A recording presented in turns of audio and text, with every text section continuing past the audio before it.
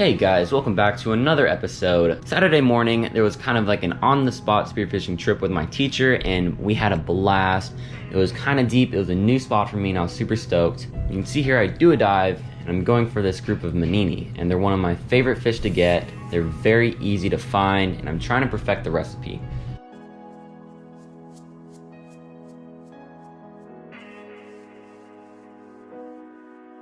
With the 3-prong, it's nice because if you miss a fish, you can reload it quickly and try again. This time, I wasn't that lucky, and I ended up losing 2 fish that time. But it was okay because my teacher was going to point out a few kole for me right next to us. Here he's pointing out the kole for me to go find, and it's pretty deep over here, so I'm getting stoked to go down and grab some. Kole are one of my favorite fried fish here in Hawaii. They're amazing. They're pretty easy to find, but on Oahu it could be difficult. So I'm coming down and I'm looking for the nice kole to get. See there, they're all by that group of manini, and they all tend to stay in groups. So if that's what you're trying to look for, you can get quite a few kole off of these groups. I see them, miss. And the good thing about 3-prongs is that you can reload, and I end up tagging him again and bringing him up to the surface.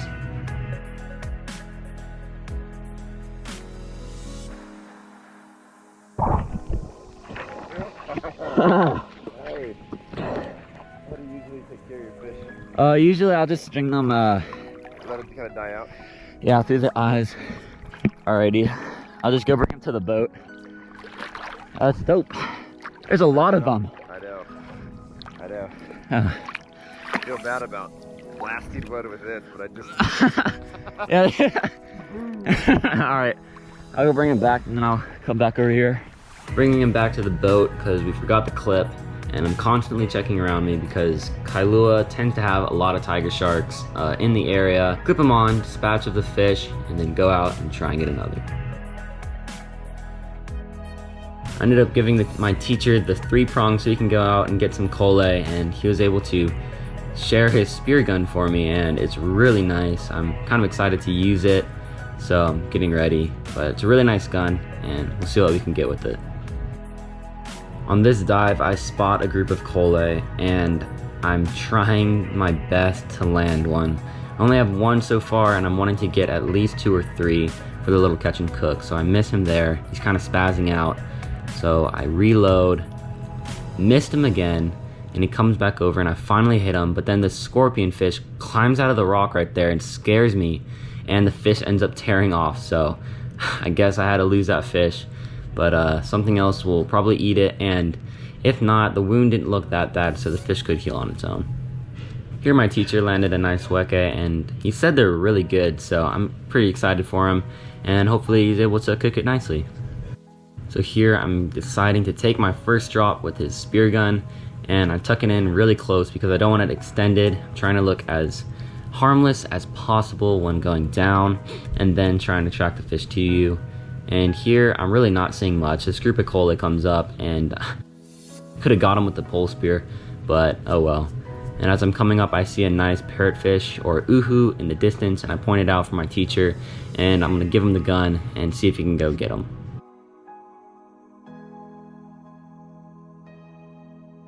So on this dive, I come down because I see a group of kole, and they tend to stay in the same spot, so I'm just swimming down, trying to find them. You can see the veke over there in the background. Very beautiful fish, swim in schools. Trying to find that kole I saw up at the surface, and there he is. So I come over, and I'm trying to get him first shot, but I miss. But the good thing about 3-prongs is that you can reload, and I snipe him through the rocks. And I decide to go back up to the surface because I got a good shot on him. And if you know you got a good shot on him and you're running out of air, go back up to the surface. There's no need to go back down and grab the fish immediately if you're not going to go anywhere. Obviously, there's risk that an eel or a shark can take it, but I'd rather go up to the surface, miss one kole, than suffocate, drown, or get eaten by a shark down at the bottom. So you can just swim down and then grab the fish and secure him from there and bring him back to the surface.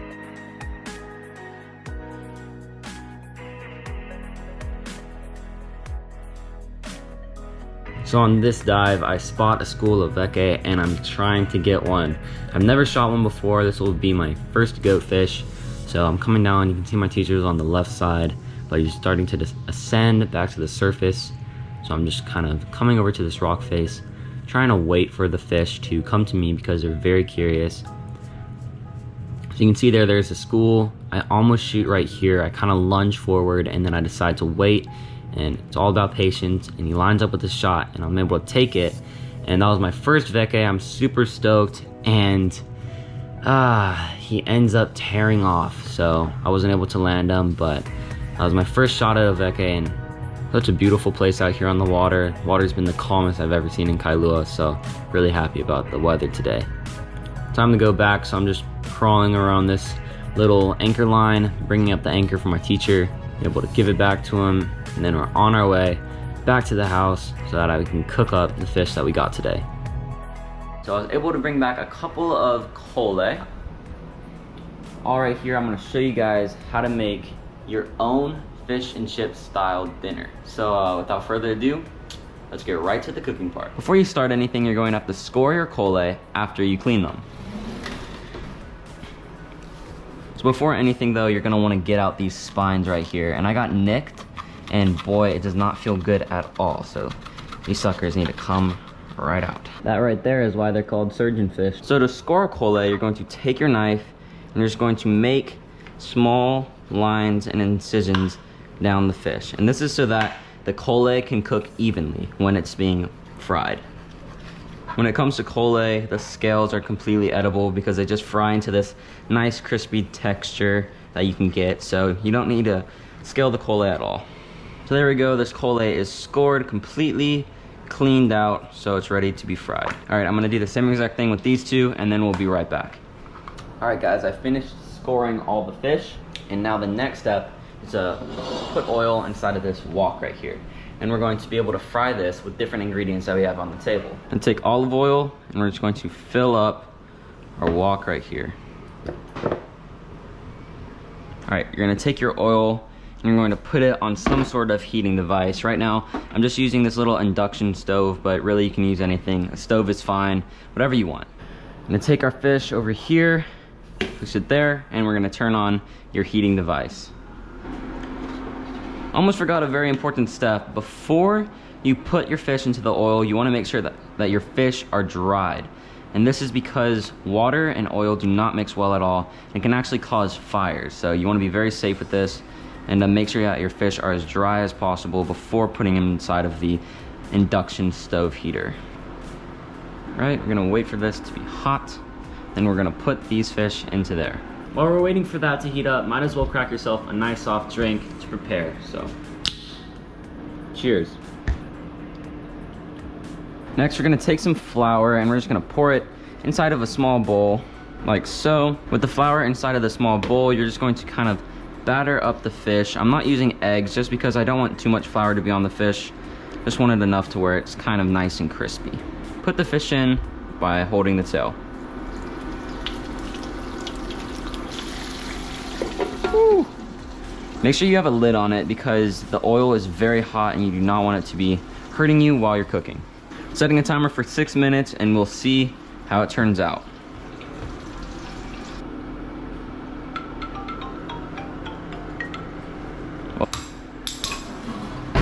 Put that right there.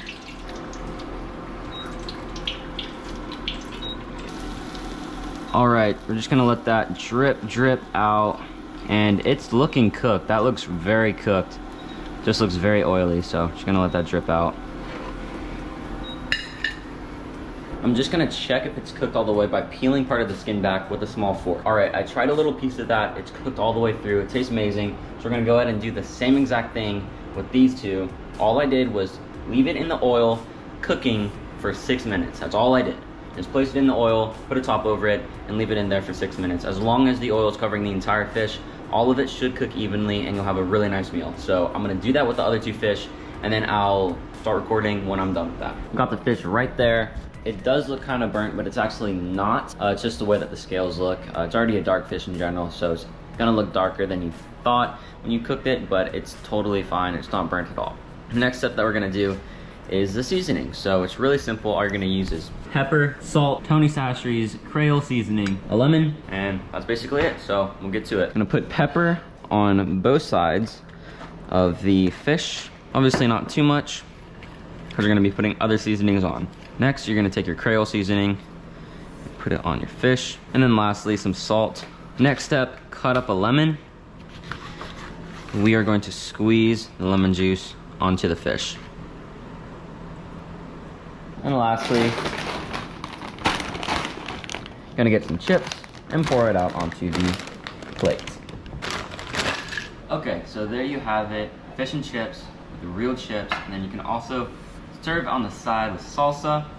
Tastes very good with chips. Or you can also eat the chips with the fish, which is what I like to do.